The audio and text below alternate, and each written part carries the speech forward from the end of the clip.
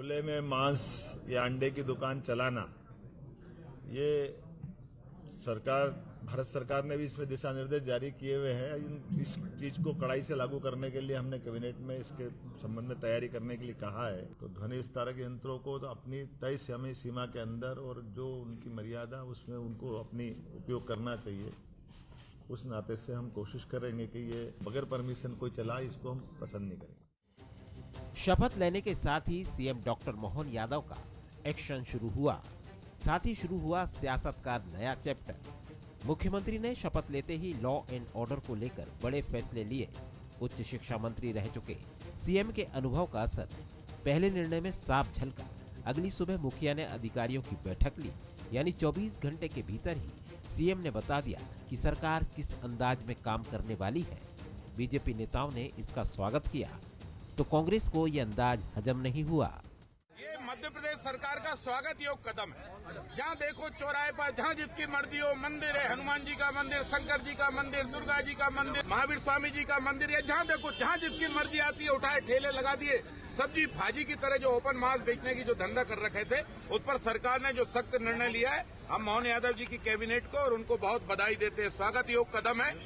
अगर उन्होंने रोजगार पे दिया होता, किसानों पे दिया होता, महंगाई पे दिया होता तो हम स्वागत करते। उन्होंने ऐसा बयान दिया है जिससे साबित कर दिया कि मध्य प्रदेश में विकास नहीं, दुर्भावना चलेगी। बस यही एक चीज समझ में आती है, इसके अलावा कुछ नहीं। इधर पूर्व सीएम कमलनाथ का बयान भी सामने आया। उन्होंने कहा कि बीजेपी विवाद करने के कुछ न कुछ बहाने ढूंढ रही है। देखिए, ये कुछ न कुछ बहाना विवाद के लिए ढूंढ रहे हैं। कुछ भी करें, समाज में विवाद नहीं होना चाहिए। ये हमारा लक्ष्य है कि हमारी संस्कृति जुड़ के रहने की है, प्यार मोहब्बत की है। बुधवार को पूर्व सीएम कमलनाथ जाहिर कर चुके हैं कि मैं रिटायर नहीं होने वाला, जिसके बाद उनका ताजा बयान ये बताने के लिए काफी है कि कांग्रेस विपक्ष की भूमिका में मजबूती से नजर आएगी।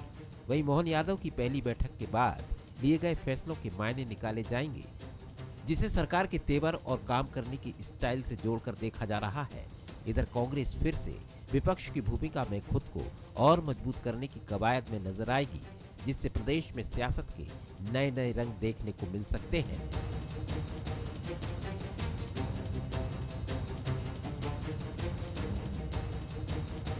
सवाल नंबर 1, नई सरकार के साथ बीजेपी ने नया एजेंडा भी क्लियर कर दिया। सवाल नंबर 2, क्या सरकार के फैसलों में 24 का नैरेटिव दिख रहा है? सवाल नंबर 3, विपक्ष की मजबूत भूमिका के लिए कांग्रेस की कितनी तैयारी है? नमस्कार, मैं हूं शरद द्विवेदी और हमारा आज का मुद्दा है एक्शन में मोहन। तो निश्चित तौर पर नए मुख्यमंत्री आते ही उनकी सक्रियता, और इसे दोनों नज़रियों से देखा जा रहा है। सक्रियता के नज़रिए से और विपक्ष से देख रहा है भारतीय जनता पार्टी के एजेंडे के नज़रिए से कि खुलेआम मांस, अंडा, इन सब की बिक्री पर प्रतिबंध लगे और कोई भी चीज़ इस तरह से आगे ना बढ़े। लेकिन भारतीय जनता पार्टी और उसके समर्थक ये मानते हैं कि भारतीय जनता पार्टी कोई नया काम नहीं कर रही है। इन संबंध में गाइडलाइंस तो बहुत पहले से हैं, लेकिन उनका पालन नहीं होता है। चलिए आज इसी पर बात करते हैं। नए मुख्यमंत्री एक्शन, जो मेहमान हमारे साथ हैं उनसे मिलिए। हमारे साथ हैं भोपाल स्टूडियो में संदीप पौराणिक जी, वरिष्ठ पत्रकार, राजनीतिक विश्लेषक, बहुत स्वागत करता हूँ। हमारे साथ हैं आर.के. दोगने साहब, कांग्रेस के विधायक हैं, बहुत स्वागत करता हूं दोगने साहब आपका। मनोज सैनी हैं हमारे एग्जीक्यूटिव एडिटर पॉलिटिकल अफेयर्स, उनका बहुत स्वागत करता हूं। और पंकज चतुर्वेदी जी हैं बीजेपी के स्पोक्स पर्सन, उनका भी बहुत स्वागत है। संदीप जी, पहली टिप्पणी आपकी, कैसे देखते हैं आप एक मुख्यमंत्री जिन्होंने एक ही दिन हुआ चार्ज लिए हुए और सीधे बैठक करके महत्वपूर्ण निर्देश और तमाम चीज़ें उन्होंने कह दी और आगे बढ़ने की तरफ साफ इशारा भी कर दिया, लेकिन कांग्रेस इसे एजेंडा बेस्ड मान रही है और ये कह रही है कि यही वो चीज़ें हैं जो ध्यान खींचने के लिए बीजेपी जिनके लिए आगे बढ़ती है। क्या कहेंगे आप? जी देखिए शरद जी, मोहन यादव ने कल शपथ ली और शाम को कैबिनेट की बैठक भी की। उन्होंने कुछ बड़े फैसले किए, जिसमें तेंदुपत्ता वाला एक वर्ग के लिए लाभप्रद है। छात्रों को लेके एक्सीलेंस कॉलेज का उन्होंने फैसला लिया, बड़े फैसले हैं। लेकिन जो लाउड स्पीकर और मांस का मामला है, ये आम जन से जुड़ा है, लेकिन ये कहीं ना कहीं आपको एक माइलेज देने वाला भी है, राजनीतिक तौर पर आपकी एक पहचान बनाने वाला भी है।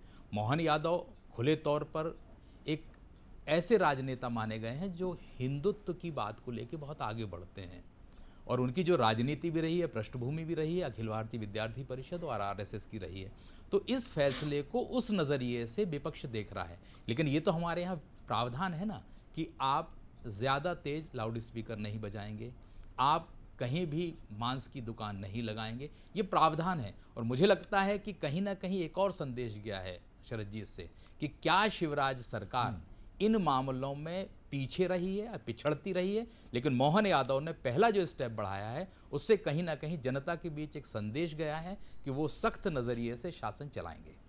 बिल्कुल, और उसी के साथ एक संदेश गुरुवार को भी गया। फिर हालांकि घर पहले भी गिरते रहे हैं, लेकिन जिस तरह से एक राजनीतिक दल के कार्यकर्ता पर गंभीर हमला हुआ और तलवार से उनके हाथ को काफ़ी गंभीर चोट पहुंची, उस घर पर भी बुलडोजर चलाने की कार्रवाई हुई है। तो मोहन यादव जी के तेवर बहुत साफ हैं कि लॉ एंड ऑर्डर और कानून व्यवस्था के साथ वो विषय जो कहीं ना कहीं आस्था से जुड़ते हैं, वहाँ वो समझौता करने वाले नहीं हैं। दोगने साहब, आप क्या कहेंगे? जी देखिए, ये मोहन यादव जी ने जो 2 निर्देश दिए हैं वो तो दिखते हैं, पर इसके पीछे सीधा सीधा लॉजिक दिखता है कि ये सांप्रदायिक बातें करने के अलावा कुछ नहीं है। ये हिंदूवादी आप बात कर रहे हैं, पर हिंदूवादी बात करना ठीक नहीं है भारत के लिए या मध्य प्रदेश के लिए।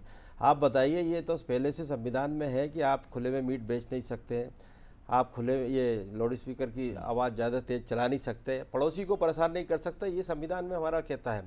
तो आपकी सरकारें थी, 18 साल सरकार में बैठे थे, आपने पालन क्यों नहीं कराया?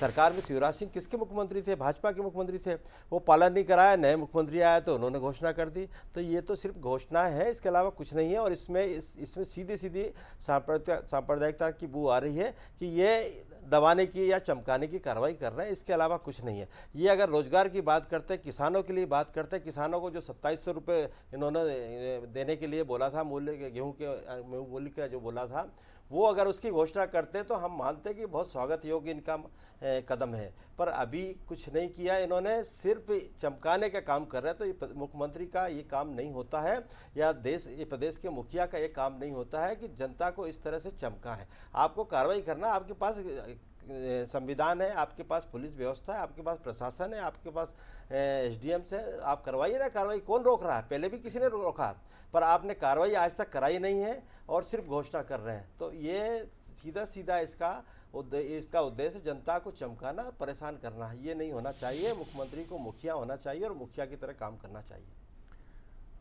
पंकज जी, मैं आपकी तरफ आता हूँ। जी, कांग्रेस का ये कहना है कि इससे वो तबका जिसके पास बहुत सहूलियतें नहीं हैं, और ऐसा नहीं है कि ये जो चीज़ें बिकती हैं ये कोई एक समुदाय विशेष के लोग ही इसका सेवन करते हैं या एक समुदाय विशेष के लोग ही इसे बेचते हैं। ये कोई भी व्यक्ति रोज़गार के लिए इसे लेकर आगे बढ़ सकता है। और आमतौर पर मछली और जहाँ डैम्स हैं वहाँ तो आप भी देखते हैं कि मछलियाँ आसपास के क्षेत्र में खुले में ही बेची जाती हैं। तो ये तमाम चीज़ें क्या उनके लिए कोई हॉकर्स कॉर्नर बनाने की बात है, या मांसाहारी हॉकर्स कॉर्नर अलग बनेंगे? एक प्लान के साथ सामने आते आप बीजेपी की सरकार, तो ज़्यादा बेहतर होता है। ऐसा भी परसेप्शन उभर कर सामने आ रहा है। कांग्रेस के आरोपों को भी सुना आपने। जी देखिए शरद जी, अभी दोगने जी ने कहा कि हम चमकाने की कोशिश कर रहे हैं। हाँ, हम चमकाने की कोशिश कर रहे हैं, पर मध्य प्रदेश की छवि को, उस मध्य प्रदेश को की छवि को कोई आघात ना पहुंचे, इसकी हम कोशिश कर रहे हैं। और मुझे लगता है कि मध्य प्रदेश की छवि की चमक और निखरेगी तो कांग्रेस को उस पर आपत्ति नहीं होनी चाहिए।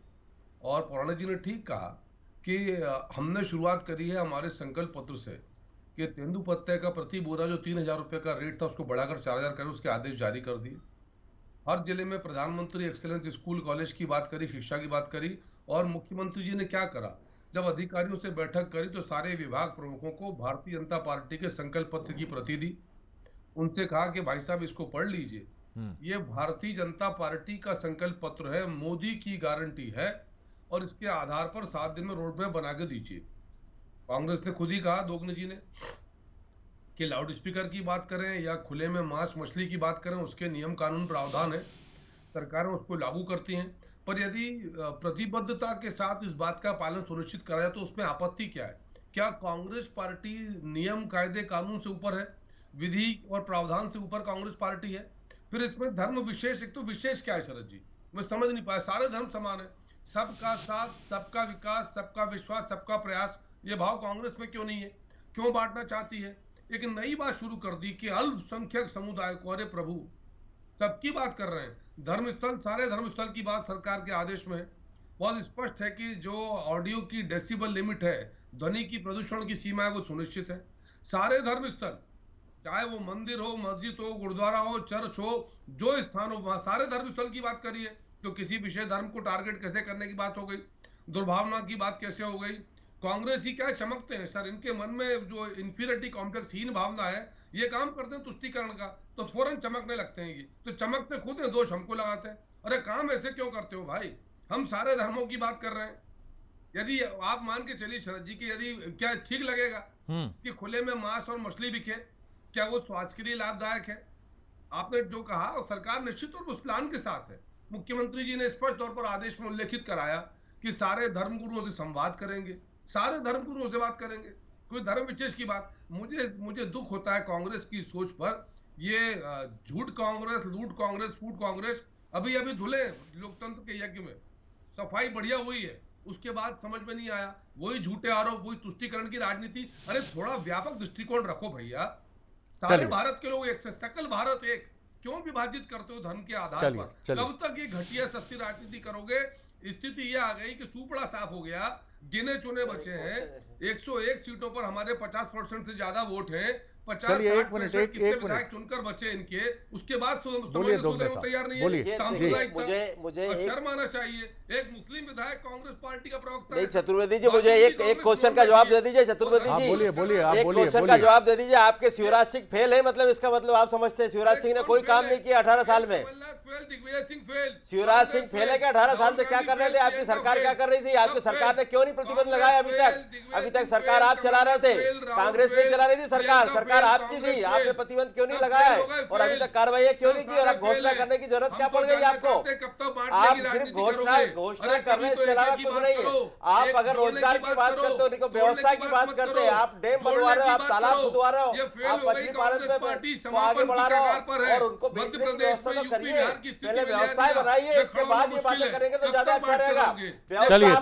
चलिए मैं आता हूँ, मैं लौटता हूँ आप दोनों की तरफ। मनोज, बड़ा सवाल ये है, दोगने साहब ये जो सवाल खड़ा कर रहे हैं कि ये निर्णय, संदीप जी ने हालांकि इशारा किया कि पहले ये चीज़ें बीजेपी का ही शासनकाल था, तो तब इन सारी चीज़ों पर, यानी मोहन जी एक, मैं ये नहीं कहूँगा अलग अंदाज में आगे बढ़ रहे हैं, लेकिन हाँ, भारतीय जनता पार्टी की रीति नीति और जो भारतीय जनता पार्टी का एक एजेंडा भी मैं नहीं कहूँगा, लेकिन उत्तर प्रदेश में जिस तरह से कुछ चीज़ें बहुत साफ और दृढ़ता से योगी आदित्यनाथ जी ने बिना दुविधा के आगे बढ़ने की तरफ एक आरंभ से मंशा दिखाई है, मोहन यादव जी उसी चीज़ को आगे बढ़ाने की तरफ बढ़ रहे हैं। आप कैसे देखते हैं?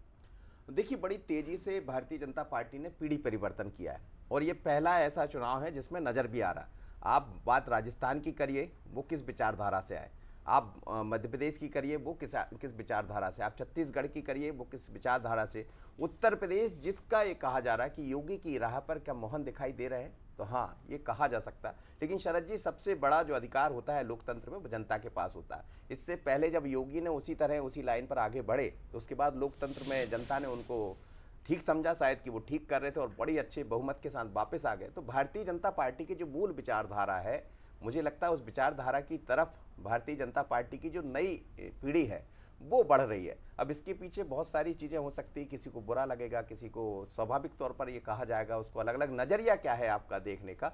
तो मुझे लगता है वो नज़रिया जनता बेहतर समझ पाएगी और आने वाले 2-4-10 दिन, महीने भर में ये समझ आएगा कि क्या मोहन यादव ठीक कर रहे हैं या जो आरोप लग रहे हैं वो ठीक है। पर इतना मानकर चलिए कि 2024 भी सामने है और बीजेपी चाहती है कि वो उनके रूल जहाँ भी है, उनके रूल जो संभालने वाले हैं, वो उसी राह पर बढ़े और एक मैसेज जाए बड़ा क्लियर, क्योंकि इसमें दो चीजें हैं जिसका जिक्र बार बार हो रहा है। जी, लेकिन इसमें एक उलझन हमेशा संदीप जी रही है और उलझन ये रही है कि प्रधानमंत्री नरेंद्र मोदी और केंद्र में इस तरह की किसी प्रोविजन को लेकर बीजेपी आगे नहीं बढ़ी कि ये बिक्री बंद हो जाए इस तरह की चीज़ें, ये लाउड स्पीकर्स पे ये स्वर जो हैं ये निर्धारित तरीके से आगे बढ़ें। तो ये और आपको याद होगा कि उनका एक स्टेटमेंट तो बहुत चर्चित रहा था, जिसमें उन्होंने कहा था कि लोग गले में भगवा पट्टा डाल लेते हैं, गौ रक्षक बनकर सड़कों पर निकलते हैं और अपने तथाकथित अराजक आचरण से लोगों को परेशानी भी होती है उनकी वजह से। तो इसको भी समझना पड़ेगा कि क्या ये जिस तरह की सोच और दृष्टि की बात है, मैं ये नहीं कहूँगा वहाँ अलग है यहाँ अलग है, लेकिन ये दृष्टि और सोच को थोड़ा सा और ज़्यादा क्लैरिटी से जनता तक पहुँचना चाहिए। शरद जी बात बिल्कुल सही कह रहे हैं, लेकिन मैं इसे दो तरह से देखता हूँ। एक राष्ट्रीय राजनीति का परिप्रेक्ष्य और एक राज्य की राजनीति का परिप्रेक्ष्य। राज्य की राजनीति दूसरे तरह से चलती है और राष्ट्रीय राजनीति दूसरे तरह से चलती है। वहाँ आपको फैसले पूरे देश को नज़र में रख के लेना पड़ते हैं और स्वाभाविक सी बात है, जब देश के प्रधानमंत्री हैं वो सारे देश को एक नज़र से देखेंगे और उनकी कोशिश होगी कि जो योजनाएं हैं केंद्र की वो सारे लोगों तक पहुँचे और कोई ऐसा मैसेज ना जाए जिससे ये लगे कि किसी एक वर्ग पर टारगेट करने की कोशिश हो रही है, जैसा कांग्रेस आरोप लगाती है और उसे अवसर भी मिल जाता है। देशव्यापी हमले करने का अवसर कांग्रेस को या विपक्षी दल को मिल सकता है। ऐसी स्थिति में राष्ट्रीय राजनीति में आपके जो फैसले होते हैं वो पूरे देश को लेकर किए जाते हैं, लेकिन राज्य की जैसे ही राजनीति में हम आते हैं तो राज्य की परिस्थितियों को लेकर मुख्यमंत्री फैसले करते हैं। जो फैसले उत्तर प्रदेश में हुए लॉ एंड ऑर्डर को लेके, वो फैसले राष्ट्रीय स्तर पर शरद जी नहीं हो सकते। यही कारण है कि हर राज्य में वहाँ के हालात परिस्थिति को लेकर ये फैसले लिए जाते हैं। मोहन यादव ने जो फैसला मध्य प्रदेश में लिया, ये फैसला आपको छत्तीसगढ़ में नहीं दिखेगा शरद जी, क्योंकि परिस्थितियां अलग अलग हैं हर राज्य की। तो राज्य का मुखिया उस हिसाब से फैसले लेता। मध्य प्रदेश में ये मीट मटन वाला जो मामला है ये कहीं ज़्यादा है छत्तीसगढ़ की तुलना में, वहाँ के इलाके दूसरे तरह के हैं। तो कांग्रेस को मध्य प्रदेश में बेहतर मौका मिला है कि वो उसे सांप्रदायिक तौर से जोड़ने की कोशिश। छत्तीसगढ़ में और अधिक चुनौती है संदीप जी, क्योंकि वहाँ इसका सेवन खासतौर से आदिवासी बहुल इलाकों में बहुत अधिक मात्रा में किया जाता है और वहाँ आप इस तरह के किसी प्रोविज़न के साथ अगर सामने आएंगे तो शायद लोगों की नाराज़गी का सामना भी आपको करना पड़ सकता है। तो ये भी एक महत्वपूर्ण बात। दोगने साहब जी देखिए, ये बिल्कुल आपने बताया, छत्तीसगढ़ की बात करें या साउथ की बात करें तो वहाँ का तो भोजन ही वही है, मछली चावल भोजन होता है। तो जब वहाँ है तो कैसे आप प्रतिबंध लगाओगे? और प्रतिबंध का तो कोई मतलब नहीं होता। आपको पहले मार्केट डिसाइड करना चाहिए कि हमको इस क्षेत्र में या इस एरिया में इसका मार्केट बनाना है, तो पहले से वो प्रोग्राम करें तो ज़्यादा अच्छा रहेगा। और उससे बहुत सारे लोगों को रोज़गार से भी जुड़े हुए हैं। सरकार ने ही गांव-गांव तालाब बनवाए हैं, गांव-गांव मतलब हर गांव में 10-10, 5-5 तालाब बनाए, लोगों को सुविधा दी, सब्सिडियां दी है और उसमें मछली पालन करा रही सरकार खुद। इसका डिपार्टमेंट है मत्स्य विभाग, वो जो खुद करा रहा है। तो उनकी कहाँ व्यवस्था होगी, कहाँ उसको बेचेंगे, वो कहाँ मार्केट बनेगा, ये सब चीज़ें पहले करना चाहिए, इसके बाद ये सब करना चाहिए। इसमें न कोई मुसलमान धंधा कर रहा है न उसने हिंदू कर रहा है, सभी मिल के कर रहे हैं। हिंदू भी धंधा कर रहे हैं, हिंदू भी मछली बेच रहे हैं और खा रहे हैं, सब चीज़ें कर रहे हैं। तो ये ऐसा नहीं होना चाहिए। और जिस तरह का ये जो बयान आया है या जो मुद्दा बनाया जा रहा है, उसको मुद्दा नहीं बनाकर इम्प्लीमेंट करना चाहिए। इम्प्लीमेंट तो कुछ होता नहीं है, पहले भी सरकारें इनकी रही है। इसके बाद अगर कभी ये या तो खुद कहें कि हमारे शिवराज सिंह ने कुछ नहीं किया, उन्होंने कुछ करके नहीं गए हैं, वो बताएं।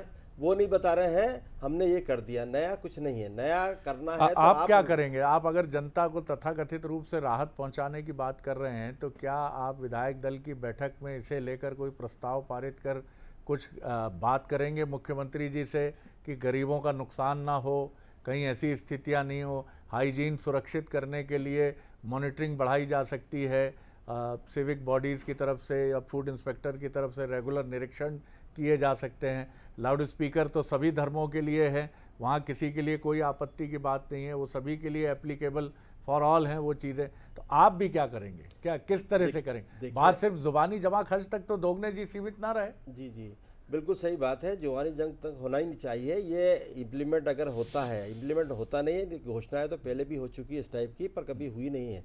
इम्प्लीमेंट होगा तो निश्चित उसका निराकरण होना चाहिए और हम बताएंगे उनको, समझाएंगे कि भैया इसको किस तरह से पालन कराना है, आपको कराना चाहिए। हम मार्केट की मांग करेंगे, मार्केट खुलवाएं, आप लोगों की व्यवस्था बनवाएं। रोजगार से जुड़ा हुआ मुद्दा है, इसको इम्प्लीमेंट करने से पहले उस पर डिस्कस करें, चर्चा करें और ठीक से इम्प्लीमेंट कराएं।